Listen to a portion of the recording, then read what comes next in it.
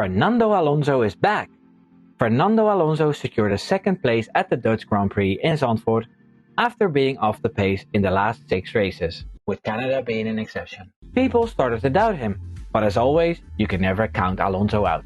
Was this resurgence a fluke, or has Aston Martin found some speed again with their upgrades? Let me share my thoughts on whether a win for Nando is on the cards or not. I'm Wimbo, here's 3 seconds to leave a like. So Alonso started this season like a bat out of hell, scoring a P3 in Bahrain, which nobody really expected. Another P3 in Saudi Arabia, where it became clear that Aston Martin definitely had found something to make their car really fast.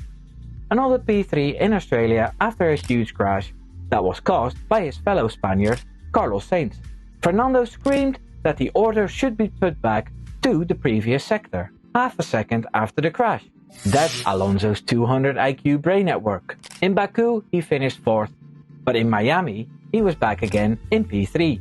At the 2023 Monaco Grand Prix, he actually could have won if it wasn't for the wrong call by the strategy team.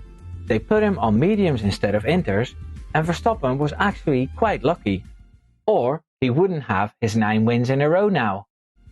Then, in his home race, the decline started. He finished P7 in Spain. The Mercedes cars were quicker there. In Canada, he was P2 again. That was another chance to break the 300 race curse. If you don't know what the 300 race curse is, watch the video at the end of this video.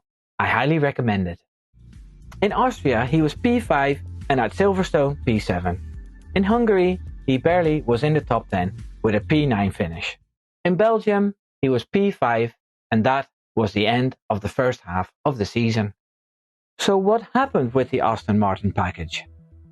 Aston Martin has concluded that the wrong choices it has made in the development and setup of its Formula 1 car in recent races are behind Alonso's recent drop in form. Alonso also put some of the blame on the new tyre specification that was introduced since the British GP. Mike Crack, the team principal of Aston Martin, stated that the upgrades in combination with setup choices triggered some unwanted side effects. The ground effect cars are really complex, and it means that if you change one tiny little thing, the rest of the car needs to change too. Which upgrades did they get at the Dutch Grand Prix? Fernando Alonso and Lance Stroll had a major update comprising on an all-new floor incorporating a totally new underfloor. They upgraded the floor fences around the tunnel inlets and a new floor edge matching the revised underbody contours. Oh, and they got a new diffuser too. Looking at the results of Alonso in the Netherlands, we can conclude that the upgrades worked. If we look at the result of Stroll in the Netherlands, we can conclude that the lineup could do with an upgrade. Sebastian, if you hear this, please come and help. What does this mean for the rest of the season? Mike Crack has said that Aston Martin won't switch to the 2024 car as fast as other teams.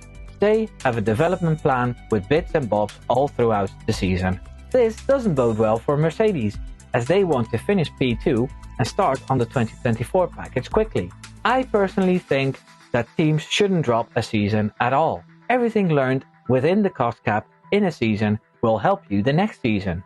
No point in focusing on next year and then fighting trouble on your road that could have been spotted earlier. I think Aston Martin will be on the ball again for the next 5 races, and then the other teams will catch up again. Same as what happened in the first half of the season. This gives Alonso a chance on that 33rd win. The win we're all longing for during this Max Verstappen dominance. What do you think? Leave a comment down below.